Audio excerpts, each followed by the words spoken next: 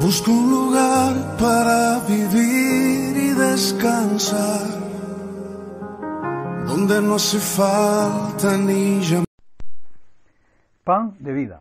El alimento espiritual que traigo para hoy lo he titulado Entendiendo nuestros derechos como hijos.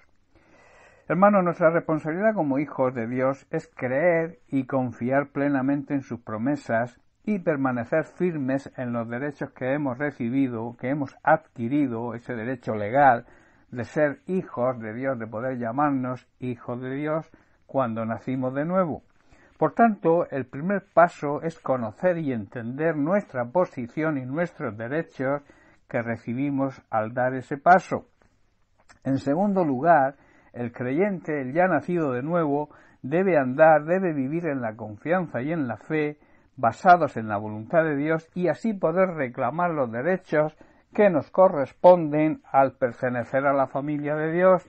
Y finalmente, la necesidad de mantenernos firmes en nuestra fe para lograr avanzar y crecer en nuestra relación con Dios.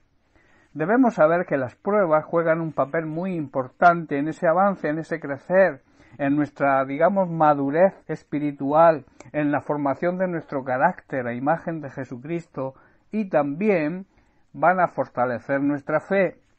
De esta manera podremos manifestar a todos los que nos rodean esa vida plena y abundante que Dios quiere y tiene para sus hijos, para su familia. Como hijos de Dios, a partir del nuevo nacimiento, tenemos unos derechos legales que necesitamos conocer. Pero surge la pregunta, ¿cómo vamos a sacar provecho de esos derechos si no los conocemos? Hay una verdad, central en este plan.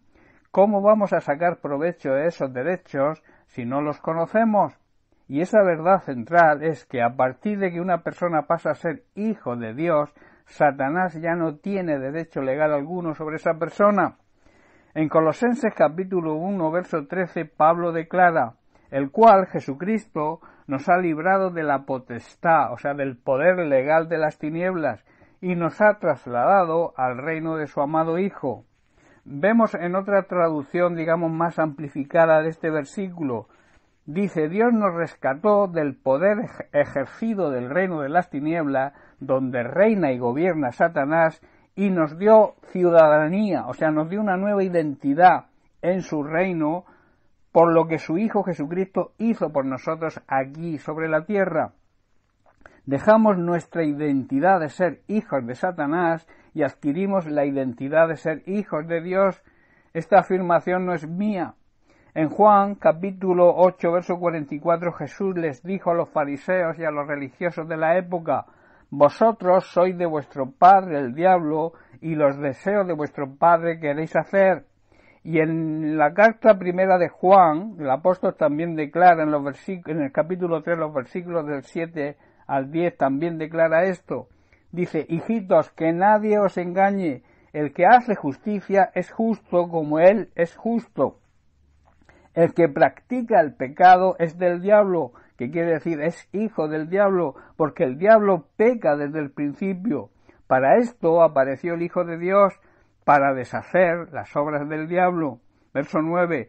Todo aquel que es nacido de Dios no vive en pecado, no practica el pecado, no tiene el pecado como una práctica habitual. Dice, porque la simiente de Dios permanece en él y no puede pecar porque es nacido de Dios. Y el verso 10, en esto se manifiestan los hijos de Dios y los hijos del diablo. Todo aquel que no hace justicia y que no ama a su hermano no es de Dios. Con la obra de Jesucristo, nuestro Dios Todopoderoso nos devuelve, nos hace recuperar los derechos legales perdidos en el Edén.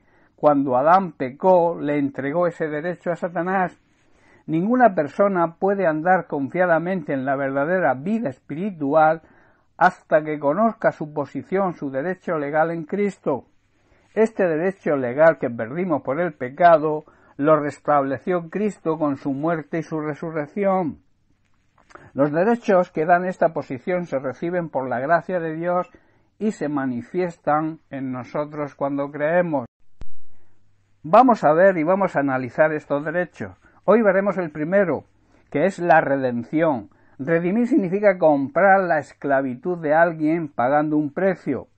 En otras palabras, en nuestro caso, Dios nos compró a nuestro antiguo dueño, a nuestro antiguo padre, que era el diablo, al cual le pertenecíamos por nuestro pecado.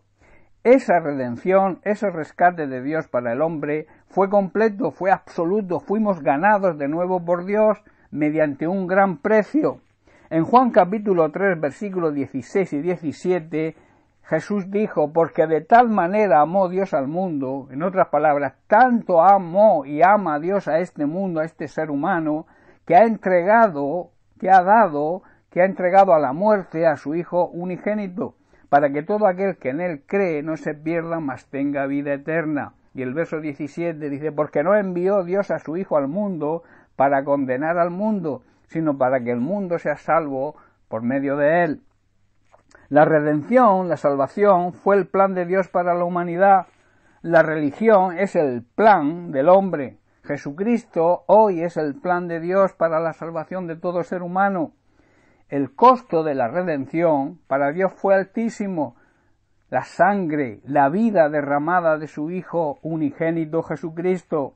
En 1 de Pedro 1:18 leemos, sabiendo que fuisteis rescatados de vuestra vana manera de vivir, o sea, de vuestra vida de pecado, la cual recibisteis de vuestros padres, no con cosas corruptibles como oro o plata, sino mirad con qué precio se pagó, sino con la sangre preciosa de Cristo, como de un cordero sin mancha y sin contaminación.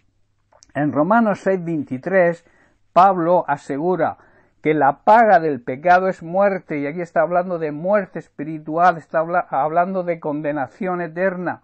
Dice, mas la dádiva, el regalo, dádiva significa regalo, el regalo de Dios es vida eterna en Cristo Jesús nuestro Señor.